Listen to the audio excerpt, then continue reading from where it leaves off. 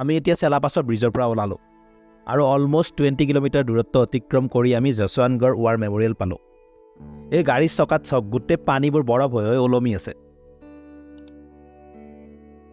এয়া Jaswantgarh war memorial.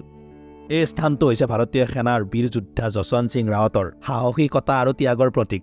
1962 চনৰ ভাৰত চীন যুদ্ধত তেওঁ অকলে চীনা সেনাক 3 দিন ধৰি প্ৰতিৰোধ কৰিছিল। তেওঁৰ অসাধাৰণ বীৰত্বৰ বাবে তেওঁক মৰণোত্তৰভাৱে মহাবীৰ চক্ৰ প্ৰদান কৰা হৈছিল। এইখন তেখেতৰ ফটো আৰু ইউনিফৰ্ম। এই গছডালৰ তলতেই তেখেতৰ মৃত্যু হৈছিল। এয়া ৰাইফলটো আৰু মেডেলসমূহ। এইটো লেটাৰ বক্স আৰু এতিয়াও তেখেতলৈ বহুতে চিঠি পঠিয়ায়। ইয়াৰ কাষতে থকা ইণ্ডিয়ান আৰ্মিৰ ৰেষ্টুৰেণ্টত আমি ৰাজমা চাউল খালোঁ। ইয়াত চাহ আৰু গৰম পানী ফ্ৰীতে দিয়ে।